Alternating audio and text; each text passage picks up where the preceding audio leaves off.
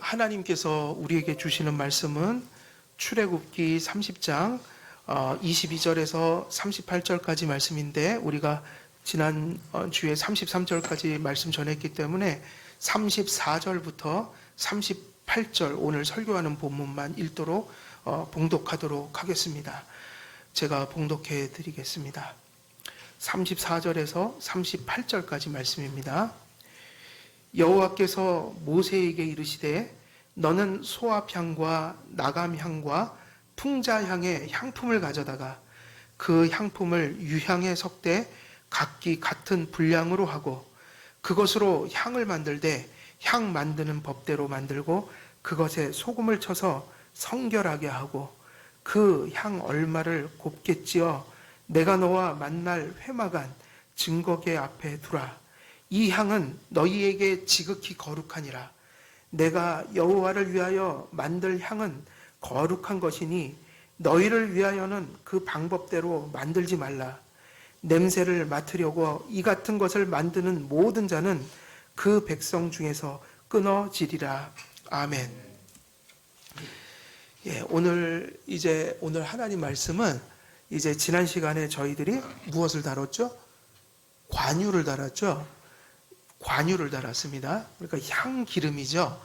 이제는 두 번째, 그 본문의 두 번째 명령이 하나님으로부터 내려지는데, 하나님께서 모세에게 향을 제조하는 그 방법과 재료를 또다시 명령하십니다. 관유하고 향은 다른 거예요. 그죠? 관유는 붓는 것이고 향은 성소에 들어가서 그 분향단 위에 있는 그 향로에다가 피우는 겁니다. 덩어리로 만들어서 그것을 가루로 만들어 피우는 거예요. 그래서 지금도 이렇게 가끔 고대의 방식으로 향을 피우는 그런 모습들을 가끔 TV나 이런 거로 보게 되거든요. 특히 아랍 같은데, 아랍 세계. 근데 거기 보면은 이렇게 아름다운 그런 데다가 이렇게 가루를 놓고 거기다가 불을 피우더라고요. 그럼 향이 이렇게 타들어가면서 아주 좋은 향을 내는데, 그 향을 제조하는 것을 지금 명령하십니다. 그래서 34절부터 38절까지는 향에 대한 규례를 다루고 있어요. 34절을 보면 하나님께서 모세에게 몇 가지 향을 얘기하죠. 재료가 다섯 가지 정도가 나와요. 그죠? 소압향, 그리고 나감향, 그리고 풍자향, 그리고 유향. 그걸 유향에다 섞으라는 얘기거든요. 그리고 이제 거기다 뭐를 더 넣어요? 소금을 넣게 하셨다. 이게 이제 재료들이에요. 그래서 소합향, 나감향, 풍자향, 이 세 가지 향 만드는 재료를 취해 유향과 섞어 하나님께서 지시하신 방법대로, 이게 중요하죠. 어떻게 해요? 그걸 그냥 인간의 어떤 소견대로 하는 게 아니라 하나님이 정해주신 방법대로, 이게 중요해요. 이런 말씀들은 항상 개혁주의에서 예배의 규정적 원리, 예배를 인간의 창작으로 고한물로 드리지 말라. 성경에서 명령한 대로만 드려라. 그래서 종교개혁 이후에 그 예배의 순서라든지 예배학의 원리들은 성경에 있는 것만을 허락할 때 나올 수 있는 모습들인 거예요. 그래서 로마 가톨릭의 예배를 미신으로 여겼다. 종교개혁자들이. 미신인 이유는 온갖 인간들이 고안한 성경에 없는 것으로 예배를 드렸기 때문에. 그래서 가장 중요한 것은 항상 이런 것들이죠. 모세에게 알려주신 방법대로 향을 만들도록 명령하셨다는 겁니다. 향이라는 것은 두 가지 의미를 가리킵니다. 향이라는 말은 연기를 의미하기도 하고요. 향 자체가 연기를 피우는 거죠. 향과 연기가 그 본연의 기능이에요. 연기를 내고 향을 내기 위해서 향을 태웁니다. 그래서 향은 연기를 의미하기도 하고 태우는 희생제물의 냄새나 향기를 의미한다. 그러면 향의 기능은 뭐예요? 시각적으로는 무엇을 피워 올리는 거예요? 연기. 그리고 특별히 새하얀 연기를 피어오르게 하고 그 연기 속에서 무엇이 퍼져나가요? 향이 퍼져나간다.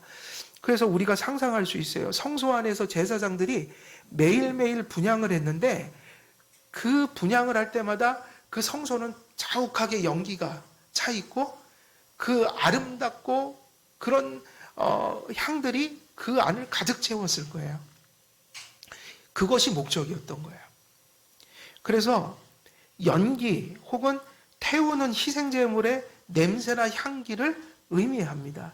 이 향을 제조하는 데 쓰인 세 가지 재료를 나타내는 것을 가리켜 이제 뭐라고 불러요? 향을 만드는 재료, 향을 내는 재료가 뭐냐면 그것을 가리켜 향품이다. 그죠? 향품, 향을 만드는 재료를 향품이라고 그랬죠. 그래서 향품은 향로로 흥정역에서는 향기로운 향, 그리고 NIV 성경에서는 달콤한 향으로 번역을 했죠. 이 향 재료들은 관유를 만들 때 사용했던 재료들과 마찬가지로 동일하게 어떤 재료들을 썼어요? 아주 값비싸고 구하기가 너무도 힘든 그런 재료들을 사용했다. 그래서 이 향료들도 홍해나 지중해, 더 멀리 나가면 아라비아, 페르시아, 그리고 인도까지 가서 수입되는 상품들을 그 대상들에게 이렇게 샀던 거죠. 구입을 했던 거죠. 앞에서 관유에 대해 말씀드린 것과 마찬가지로 이 향 역시 이렇게 값지고 구하기 힘든 것으로 만들게 하신 이유는 그것이 물리적인 가치를 표현하기 위한 것이 아니라 영적인 가치, 그리고 그 향이 예표하는 바가 몹시도 소중한 것이라는 것을 이스라엘 백성들이 인식하도록, 가능하면 이 시대에는 지상적인 것으로 보이지 않는 가치를 예표하고 상징했기 때문에 그런 값진 외형적으로 값지고 소중한 것으로 그러한 물건들을 만들므로 하나님을 바라보게 했던 것이죠. 소중한 가치들을 바라보게 했던 것이죠. 그래서 이런 관유와 마찬가지로 분향단에서 태워져 연기와 향기로운 냄새를 풍기는 그 향은 그리스도 안에 있는 존귀하고 거룩한 것들을 상징하고 예표하고 있었기 때문에 이것이 그러한 모습으로 만들어지게 명령되었다. 이와 관련된 내용은 우리가 뒤에서 다룰 것이고 일단은 우리가 이 향 제조와 관련하여 또 간략한 어떤 내용들을 살펴보도록 하겠습니다. 그리고 영적 교훈을 또 이어서 살피도록 하겠습니다. 먼저 소합향이라는 것은 무엇일까? 예, 소합향은 뭐죠? 소합향은 무슨 뜻을 가지고 있냐면 방울이란 뜻을 가지고 있어요. 방울.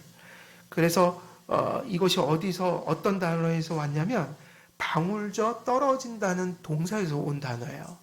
그러니까 소합향은 방울의 뜻을 가지고 있는데 방울져 떨어지다. 그러니까 소리 나는 방울을 의미하는 게 아니라 액체가 방울방울 맺히고 떨어지는 거 있죠. 이슬처럼. 그것을 방울, 소합향, 그것이 의미하는 것이다. 왜 그랬냐면 소합향을 왜 그렇게 불렀냐면 이런 향품은 우리가 앞에서도 언급했듯이 보통 어디서 많이 얻었어요? 대부분을 동물성 향도 있지만 식물성 향에서 얻었어요.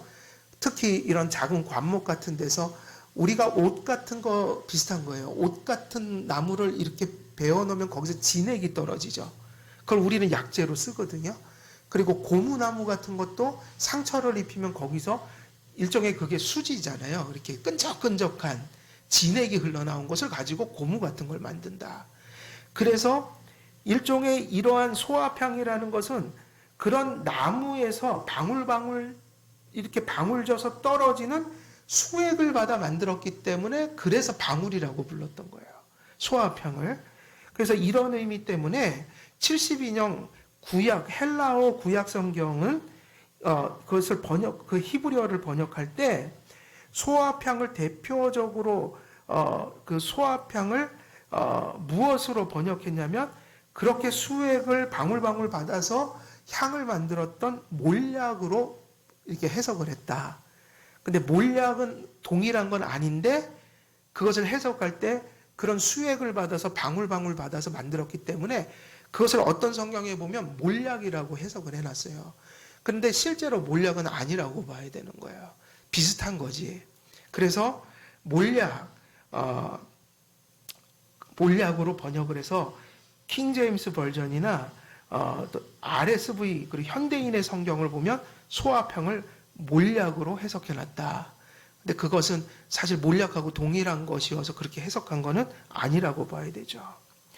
그래서 어떤 이들은 이 향의 출처를 몰약으로 보지 않고 몰약과 비슷한 일종의 떼죽나무라고 해서 보통 주석을 보면 스토락스라고 되어 있는데 스토락스라는 그것을 떼죽나무라고 하거든요. 떼죽나무. 그래서 떼죽나무는 이스라엘에 보면 전승들이 있잖아요. 전설들. 유대인들이 가지고 있는 전설. 그래서 이 이스라엘에서는 이 떼죽나무를 신성시하는데 왜 그러냐면 모세가 바로의 낯을 피해 미디안 땅으로 도주할 때 지팡이로 만들었던 나무라고 믿는 거예요. 그리고 그 떼죽나무가 그런 의미를 가졌기 때문에 실제로 이런 전승으로 인해서 이스라엘 백성들은 떼죽나무를 체벌하지 못하도록 금지시켰었어요.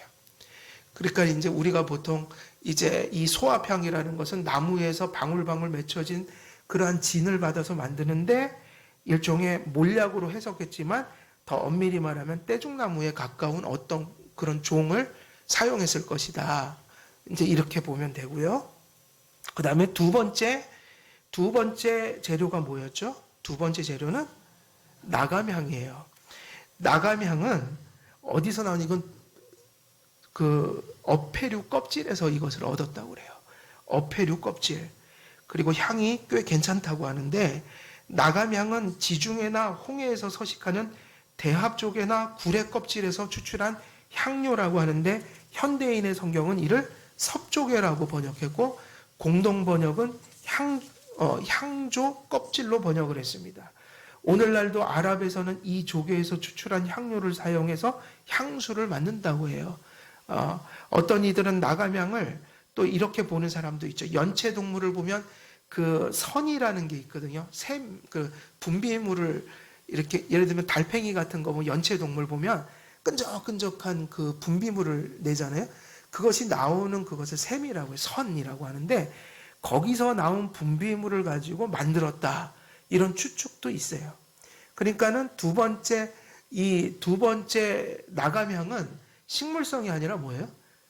조개 껍질이나 그런 연체동물의 피부에서 나오는 선에서 나오는 분비물을 가지고 만들었을 것이다. 그래서 그것을 나감향이라고 하고 이제 마지막으로 무슨 향이 또 기록되어 있죠? 세 가지 중에 풍자향.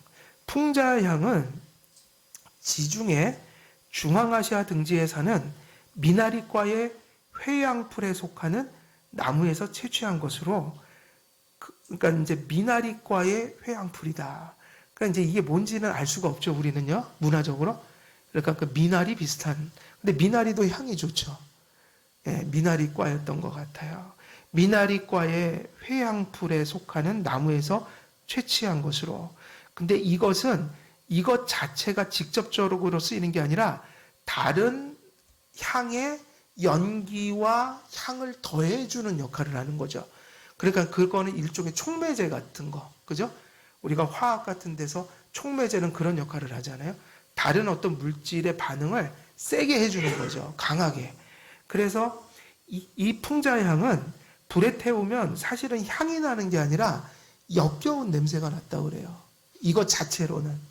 그래서 역겨운 냄새가 났는데 마치 고무타는 냄새 비슷한 것이 났다. 매우 자극적인 냄새가 났는데 그러나 이 향료는 다른 향료와 함께 섞어서 사용하면 냄새를 더욱 강하게 해주고 그런 어떤 역할을 하게 만들었다. 그래서 이 향료를 현대인의 성경은 페르시아 수지로 번역했고 킹 제임스 버전은 갈바눔 72역에서는 헬라어로 칼바네라고 번역했는데 그 갈바눔이라는 것은 칼바네의 음역을 한 것이죠. 그래서 이제 세 가지 주 재료가 이렇게 그냥 이해를 하시면 되고요. 그리고 또 한 가지가 뭐가 나왔다고 그랬어요? 유향이 나왔잖아요. 유향. 유향은 희다, 뿌옇다는 뜻을 가진 단어에서 유래를 했는데, 이 향료는 아라비아 반도 팔레스틴에서 서식하는 12m 정도의 감람과의 관목에서 추출되는데, 그 수액이 뿌옇게 젖빛을 띠고 향이 매우 아름다웠으며, 이 향료를 태우면 하얀 연기를 내어 이름이 희다, 뿌옇다는 그러한 뜻을 가진 단어에서 이 향료의 이름이 기원을 했던 것입니다. 그래서 이처럼 세 가지 향료를 무엇과 같이 섞었어요? 유향과 같은 양으로 섞어서 만들었는데, 35절에서 보면 네 가지 향료를 배합한 곳에 무엇을 칠하 하셨습니까? 소금인데, 소금은 참 성경에서는 정말 의미하는 바가 크죠. 그리고 다른 물질보다는 소금은 그 의미하는 바가 더 선명하게 많이 우리가 이해할 수 있도록 되어 있어요. 벌써 구약에서 소금은 거룩하게 하는 거, 하나님의, 그러니까 거룩하게 하니까 변하지 않는 거잖아요. 변하지 않는 거. 그래갖고 언약을 맺으면 소금 언약, 그래서 소금을 뿌리거나 이렇게 향에다가 소금을 섞는 이런 행위들을 했는데, 왜 그랬는가? 언약이 어떤 뜻을 가지고 있어서 그래요? 거룩하고 변하지 않고 영원하다. 그래서 보통 그것을 소금 언약은 언약의 영원성, 그리고 성도들의 거룩성, 또 성도들의 그 부패를 막는 하나님의 은혜의 속성, 뭐 이런 것들을 이제 많이 가리켜서 예수님께서는 항상 말씀하실 때 어디에서 연속적으로 이렇게 같은 맥락에서 그런 말씀을 성취하는 국면에서 말씀하셨냐면, 항상 예수님이 거의 말씀하시는 건 구약적 개념을 가져오셔서 말씀하시는 거예요. 그러니까 어느 날 갑자기 독창적인 말씀을 하시는 게 아니라 구약의 이스라엘 백성들이 평소에 가지고 있는 것을 가지고 그것의 뜻을 성취되는 그 의미들을, 실체를 드러내 보여주셨다. 그래서 예수님께서도 산상수훈에서 아주 중요한 말씀을 던져주셨잖아요. 그게 뭐였어요? 너희는 빛과 소금이 되라. 그럼 벌써 이스라엘 백성들은 알아듣죠. 소금이 되라 그러면 알아들어요? 못 들어요? 경건한 이스라엘 백성들은 금세 알아듣죠. 그리고 부패한 이스라엘 백성들이라도 그것의 외면적인 의미들은 다 알아들어요. 소금, 구약에서 나오는 그 소금, 출애굽기에 나오는 그 소금, 이렇게 연상될 수밖에 없는 거예요. 그런데 이 소금을 섞어, 그래서 소금을 섞으라고 하셨는데, 이 소금이야말로 그러한 영적인 교훈을 많이 담고 있지만, 어떤 실용적인 면에서는 어떤 역할을 했겠어요? 소금을 섞으면 연기를 더 강렬하게 뿜어내고, 그리고 그 향도 시간이 흐르면 부패되기 때문에 어떻게 하는 거죠? 방부제 역할을 하게 했던 거죠. 그래서 이렇게 만들면 무엇이 되냐면 일종의 그 고체 덩어리가 돼요. 고체 덩어리가 돼서 그것을 쓸 때는 어떻게 합니까? 빻아서 가루로 만들어서 향로에다 놓고 사용하게 되었던 것입니다. 그래서 우리가 이제 이 재료들이나 제조 방법에 대해서는 개략적인 이해를 이제 했고요. 이제는 한 세 가지 정도의 대지를 나눠서 우리가 이 말씀 속에서 우리에게 주고 있는 그 영적인 교훈들을 또 살펴보도록 하겠습니다. 1차적으로 우리는 이 향과 관련하여서 우리는 앞선 구절들 속에서 무엇을 이미 좀 들었어요? 분향단을 할 때 향에 대한 관련된 이야기를 조금은 들었어요. 그래서 왜냐하면 향이라는 게 어디와 연관되어 있기 때문에 분향단과 직결되어 있는 어떤 그러한 내용들이잖아요. 그래서 분향단을 설교할 때 했지만 이 향과 관련하여 우리가 한 번 더 되짚어보고 정리할 필요가 있어요. 특별히 이 분향이라는 것은 속죄와 관련이 있음에도 불구하고 더 좁은 의미에서는 기도를 많이 의미합니다. 그 기도를 의미한다는 것은 성경에 명시적으로 비유적으로나 말씀을 통해서 얘기했던 구절들이 있어서 대부분의 주석가들은 분향단을 가지고 얘기할 때 기도를 얘기하죠. 그러나 기도를 이야기하기 전에 항상 중요한 것은 속죄예요. 그래서 이 두 가지 의미를 다 우리가 정리할 필요가 있는데, 이처럼 덩어리로 제조되어 가루로 만들어 피워진 이 향은 분향단의 향로에서 태워져 연기와 향을 성소에서 피어오르게 했습니다. 그런데 이처럼 분향단을 다룰 때 언급한 바 있지만 분향단 자체가 무슨 의미를 가진, 무슨 개념을 가진 기구였어요? 근데 제단이었어요. 그러니까 제단은 제사 드리는 것을 의미하거든요. 제사. 그런데 성소에도 제단이 있었단 말이에요. 그래서 이스라엘 백성들은 그것을 그렇게 불렀다고요. 바깥 제단, 내부 제단. 그러면 이것을 구분했지만 이스라엘 백성들에게는, 그리고 성경적 의미에서는 놋제단도 제단이지만 성소 안에도 뭐가 존재하는 거예요? 제단이 존재하는 거예요.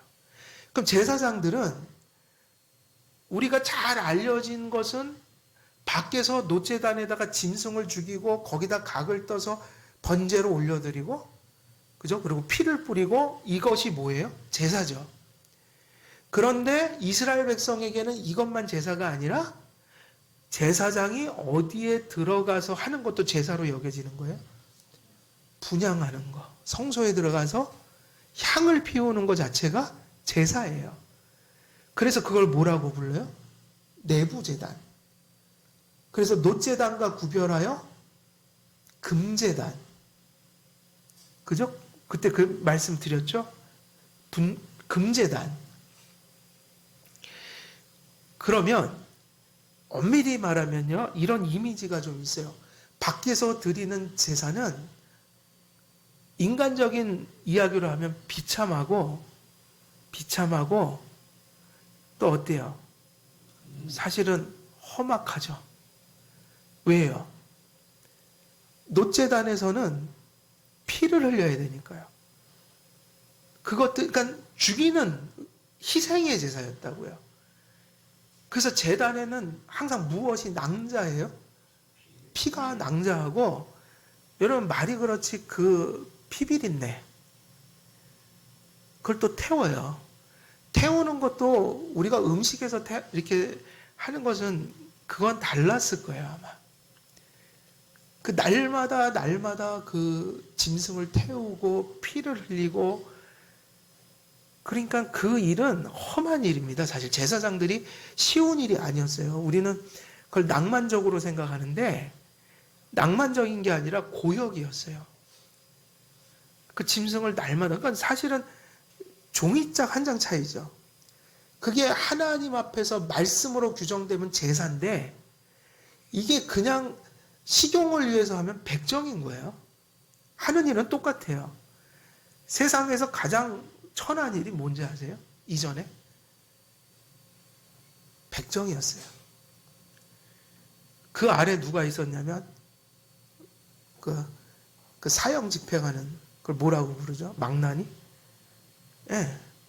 최고의 비천한 점은 망나니였고, 그 위가 백정이에요, 사실은. 근데 그 험한 일을 누가 했어요, 사실은? 제사장들이 했다고요. 근데 그 일이 하나님의 말씀과 의도에 따라서 가장 거룩한 일이 된 거예요. 근데 물리적으로 보면 험한 일이었던 게 맞죠. 험했어요. 근데 그 제사가 성소로 들어가면 어떤 모습이에요? 똑같은 제사장들이 밖에서는 그 제사를 드리고, 그래서 죽이고 피 흘리고 속죄를 한다. 근데 그것이 이루어지면 그것을 토대해서 어디로 들어가는 거예요? 성소로 들어간다. 그럼 성소 안에서는 무슨 일이 벌어져요? 이미지가 완전히 달라집니다. 그 금으로 만든 화려한 제단에서 가장 향기로운 냄새를 맡으며 가장 그 등불이 켜져 있는 그 아롱아롱한 그 장소에서 가장 흰, 그죠? 새하얀 연기가 향을 피우면서 그 안을 가득하게 메울 때, 여러분 드라마나 쇼 같은 데나 이렇게 보면은, 뮤지컬 같은 거 보면 가장 장엄하고 아름다운 장면을 연출할 때 뭐를 이렇게 확 뿌려요? 몽상적인 분위기를 만들기 위해서 드라이 아이스를 쫙 뿌리죠. 어떻게 보면 가장 그 거룩한, 아늑한, 아름다운 그러한 분위기를 만드는 곳이 어디예요? 성소? 아니었어요. 밖에서는 피 흘리고 험악한 그러한 작업들을 이루었던 제사장들이 이제 들어가서는 전혀 다른 이미지의 제사를 드려요. 어떤 이미지예요? 황금으로 만든 번쩍번쩍거리고 그 분향로가, 그 분향단이, 향로가 그 등불이 있다고 그랬죠. 그 빛에, 그러니까 이런 분위기가 아니에요. 이렇게 햇빛 들고 이런 데서 킨 게 아니라 완전히 빛이 차단된 곳에서, 암흑과 같은 곳에서 불빛이 나오면 그게 더 영롱합니다, 사실은. 거기서 그 아름다운 향을 맡으며 제사를 지냈다. 어때요? 밖에서와 안에서의 어떤 분위기는 전혀 다른 거예요. 근데 무엇이 중요하냐면 그 안에서의 제사가 무엇의 토대에서 드려지는 거예요? 놋제단에서 이루어진 속죄 때문에 제사장들의 성소에서의 분향이 가능해지는 거다. 그래서 주석가들이 그렇게 주석을 하는 거예요. 놋제단은 예수 그리스도의 그 역사적인 대속성취 있죠? 그것을 예표했다면 지상에서의 속죄의 대속은 지상에서 예수님께서 제사장으로서의 모든 일을 대속을 완성할 때 예수님은 이제 어떻게 되세요? 승귀를 하셔서 천상의 제사장이 되시죠. 영원한 제사, 그러니까 지상의 모습이 아니라 영광을 받으신 모습, 하늘과 땅의 권세를 가지고 중보하시는 모습, 그렇게 되어서 어떻게 되는 거예요? 지상의 사역이 성취됨으로 예수님은 천상의 사역을 감당하게 됐다. 복음서에서는 이 지상에서의 구원 사역의 성취를 가르쳐주고 있다면 히브리서에서는 어디에 계신 중보, 계속되는 중보 사역을 가르치고 있어요? 천상의 사역을. 그래서 성소 밖의 놋제단은 그것에 근거하여 성소의 그 천상의 예수 그리스도의 속죄 사역을 일종의 예표하는 성취된 국면에서의 제사를 함께 예표하고 있다. 그래서 바깥 제단과 내부의 제단은 분리될 수가 없는 거예요. 그래서 분향단을 다룰 때 언급한 바 있지만 분향단은 성소의 제단이라 할 수 있습니다.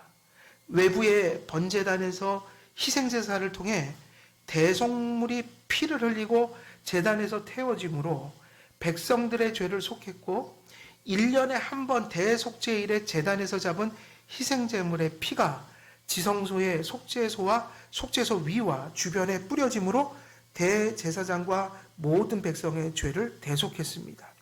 이렇게 함으로 외부 제단의 희생제사와 거기서 흘려진 피를 속죄소에 뿌림으로 지성소는 어떤 장소로 바뀌어지는 거예요? 하나님의 임재가 존재하는, 그리고 그분이 어떻게 해주시는 장소가 되는 거예요? 하나님께서 이스라엘 백성을 만나주시는 장소가 되어진다. 지성소는 그래서 하나님의 임재의 장소요, 그 백성들과 교통하는 장소가 되었다. 그것이 누가 오시면서 그 예표마저도, 그 한계마저도 완전히 사실은 극복돼서 완전한 교제로 이렇게 성취되는 겁니까? 누가 오심으로? 예수님. 그분이 십자가에 죽으심으로. 그래서 그 살이 찢기고, 그죠? 그래서 물과 피를 다 흘려서 우리를 대속하실 때 뭐가 찢어졌어요? 위에서 아래로 찢어졌다고 그랬죠. 휘장의 두께가 어느 정도 된다고 그랬어요? 거의 한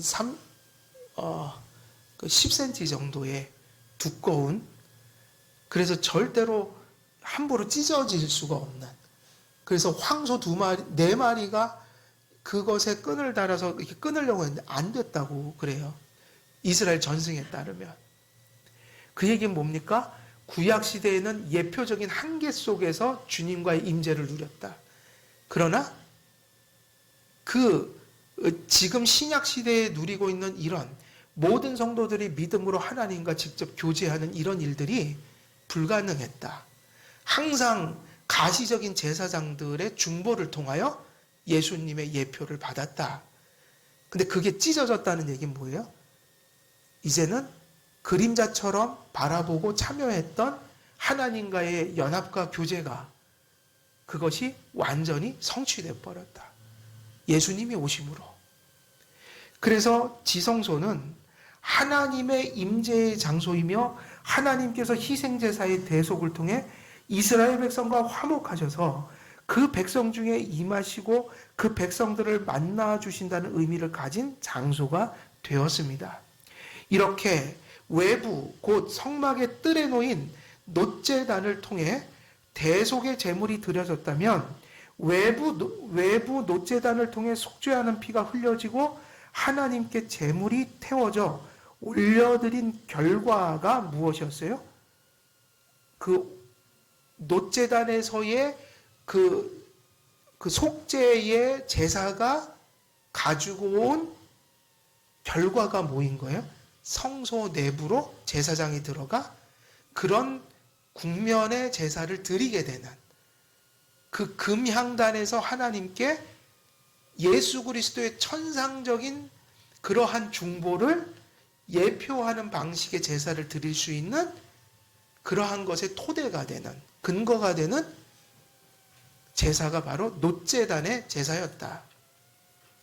그래서 성소의 내부에서 놋제단에서 이룬 제사의 결실을 거두게 되는 것입니다. 외부의 놋제단은 내부의 놋제단과 연관되어 있었다는 이야기예요. 속죄하는 외부의 제단에서의 제사를 통해 내부의 분향단에서는 향과 연기를 피워드리는 제사가 이루어집니다. 외부 놋제단에서 희생제사를 통한 속죄와 화목의 결과는 내부 분향단의 향과 연기가 상징하는, 그리고 또 예표하는 그리스도의 천상적 중보를 바라보게 하는 예표물이 될 수가 있었던 것이죠. 그러나 그때는 그러한 예표를 누구만 참여할 수 있었던 거예요? 제사장들만. 근데 그 제사장은 사실은 누구를 가리키고 있습니까?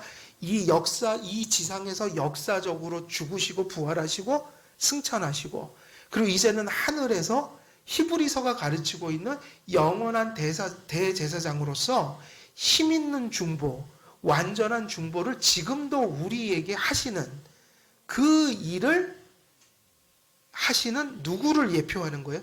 그 성소에서 지금 분향을 하는 그 제사장들의 모습은 누구를 예표하는 거예요? 1차적으로요. 그 예수님을 가리키는 것이고, 그리고 그 예수님을 믿는 모든 성도들을 가리키는 거예요. 그래서 만인 제사장주의라는 것은 이제는 누구든지 예수를 믿어 구원받고 하나님과 교통하는 존재로 모든 성도들이 다른 중보자를 필요로 하지 않는다는 의미인 거예요. 그게 만인 제사장주의예요. 그러니까 만인 제사장주의의 핵심이 뭐예요? 다른 중보자가 필요 없게 된 상태. 제사장들은 매일매일 외부의 놋제단에서 상번제를 드리는 의식과 관련하여 내부의 분향단에서 향을 피웠습니다. 외부의 번제단에서는 피 흘림의 희생제물이 드려졌고 내부의 분향단에서는 향을 피우는 제사가 이루어졌습니다. 그래서 이 두 가지는 다 뭐예요?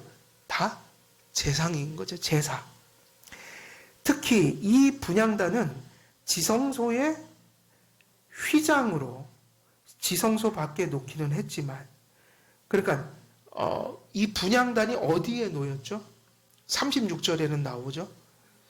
그 향 얼마를 곱겠지요. 내가 너와 만날 어디에다 두라? 증거계 앞에 두라. 왜냐하면 여기 이제 뒤에 이게 연결되죠.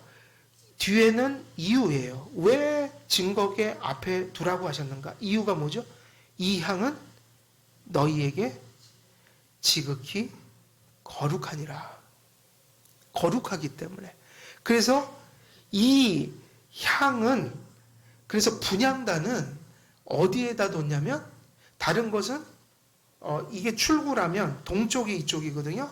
이게 북과 남으로 놨어요. 양쪽으로 다 놨는데 이 분향단만 어디에다 놨어요? 이 사이드가 아니라 앞에 휘장 앞에다 놨다고요. 분향단을 지성소에 들여놓지는 않았지만 가장 가까이에 있는 휘장 앞에다가, 지성소 휘장 앞에다가. 이유가 뭐냐면 그것이 뜻하는 것이 매우 거룩했고 특별히 지성소와 가장 관련이 있는 제사가 이 제사라는 거야. 왜냐?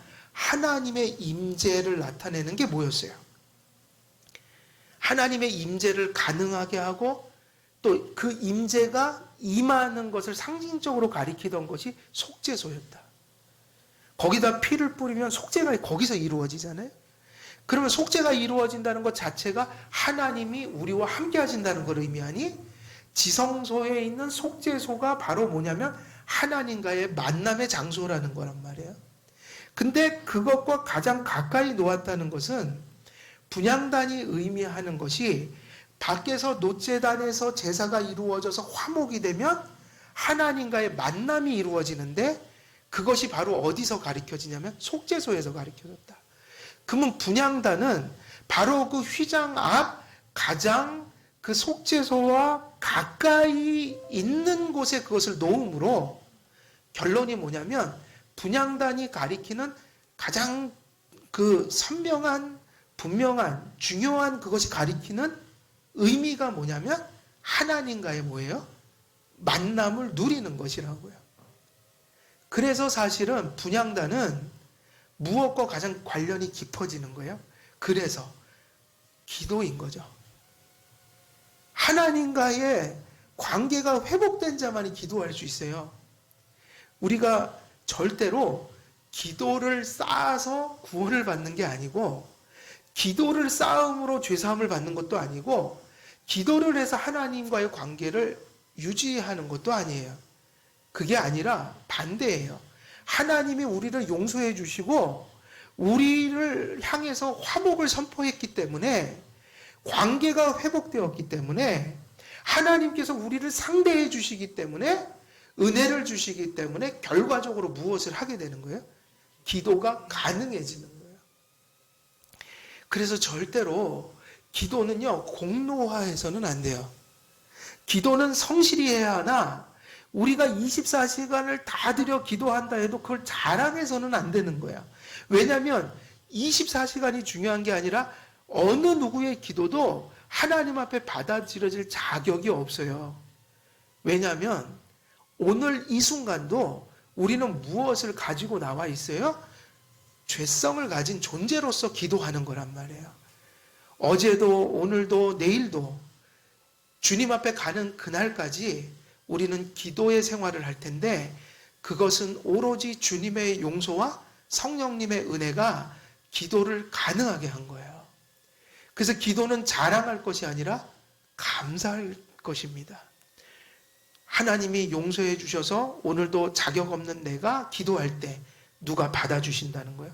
하나님이.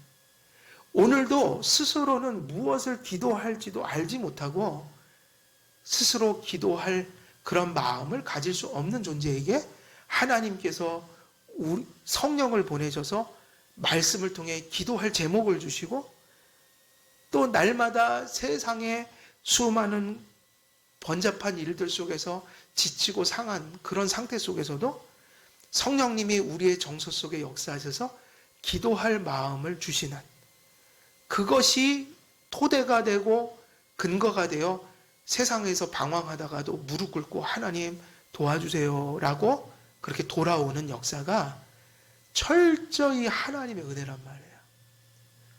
세상에서 가장 추한 것이 공로예요. 자기 공로를 내세우는 거. 말씀을 아는 것도 감사고요. 기도할 수 있는 것도 감사고요. 주님 앞에 어떤 봉사든 내가 주 앞에 헌신하는 모든 것들도 감사해요. 그것이 언제부터 취해지냐면 그것이 자랑과 공로가 될 때 그것이 은혜의 수단의 역할을 멈추고 부패해지는 것이죠. 캐톨릭 사상은 바로 종교개혁이 공로사상에서 나옵니다. 하나님의 은혜가 충만해진 것은 칭의의 교리가 회복되면서 다시 회복됐어요. 하나님 앞에 기도야말로 엄청난 은혜입니다. 예수께서 십자가에 피 흘려 죽으신 그 피값으로 우리가 기도의 사람으로 서게 되는 거죠. 그 사실을 우리는 기억해야 해요. 분향단을 이처럼 속죄소에 가장 가까운 곳에 두라고 명령하신 것은 하나님의 임재 안에서 거룩하신 하나님과 교제하고 만나는 복을 예표하고 상징하는 것이기 때문입니다.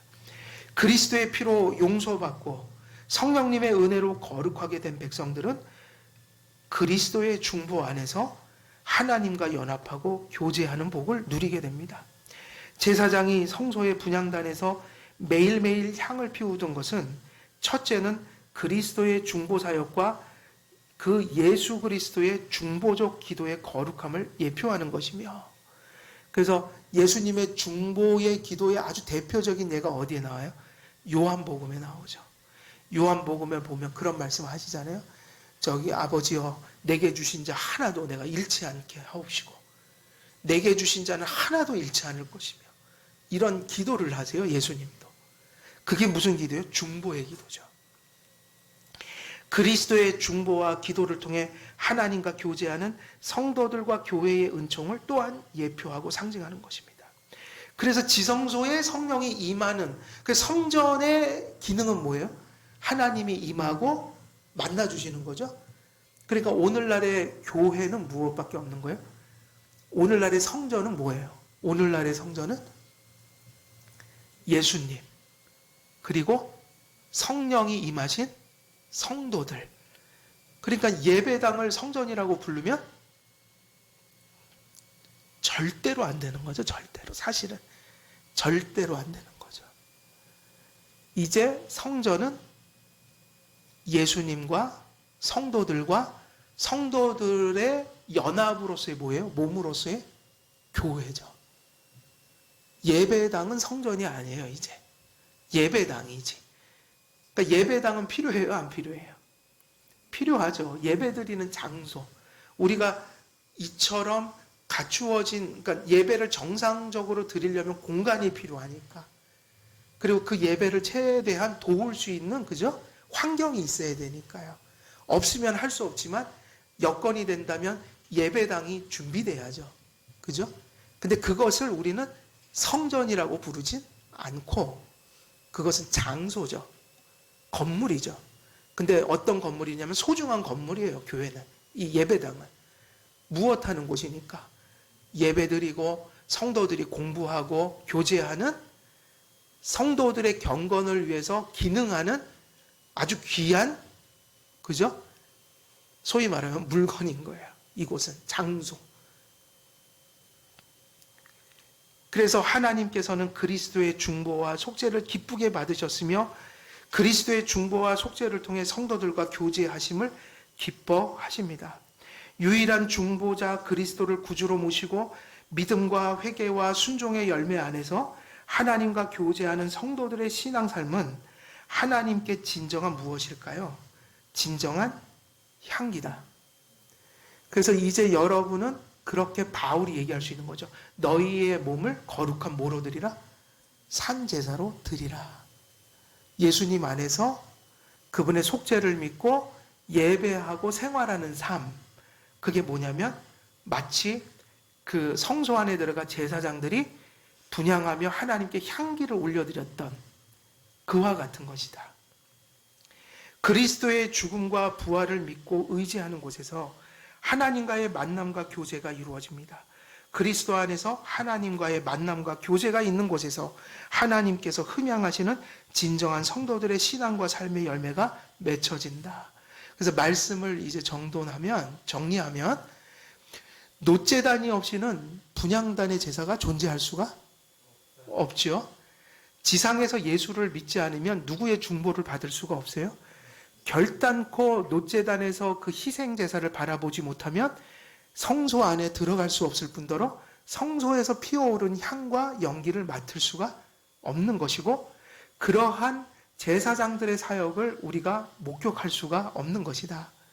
지상에서 예수님의 죽으심과 부활의 그 복음을 전심으로 믿고 의지하고 사모해야 하고, 그에 합당한 감사로서 예배하며 삶을 살 때 그 삶 속에 무엇이 분명하게 존재하고 역사하는 겁니까? 천상의 예수 그리스도의 그 중보가 지상 삶 속에서 역사하고 결실하게 되는 거죠. 그래서 주일이라는 것은요, 주일이라는 의미가 뭐예요? 요즘에 주일이 어려울수록 주일에 대해서 더 관심을 가져야 되잖아요. 그래서 주일에 관련된 책들을 읽고 있는데, 모든 개혁주의자들의 결론은 이거예요. 지상에서 성도들은 연약한 거예요. 그래서 하나님께서 6일 동안은 일하지만 하루는 모든 노동과 오락과 관심사를 끊게 하셨어요. 그게 주일이에요. 왜 그렇게 하셨는가? 그것을 끊어야만, 내려놔야만 6일은 일하고 하루는 누구를 바라보게 되는 거예요? 예수님을 바라보고 하나님을 바라보게 되죠. 주일은 성도들이 연약하여 성도들 안에는 죄성이 있어서 6일은 일하지만 세상 속에 나가서 피나도록 싸워야 하지만, 하루는 반드시 하나님께서 제정하신 시간과 공간 속에서 성도들이 회집해서 말씀 듣고 기도하고 찬송하고 교제하면서 주님의 말씀의 은혜를 받고 수용하는 날이 필요하다. 다시 말하면 연약한 성도들을 말씀으로 회복시키고 채우고 그렇게 충전하는 시간들이 반드시 필요했기에 6일은 세상에서 일하지만 하루는 말씀과 기도와 교제 속에서 예수 그리스도의 죽음과 부활을 돌아보며 은혜에 푹 잠식하는, 종일토록 바라보는 그날이 반드시 필요했다.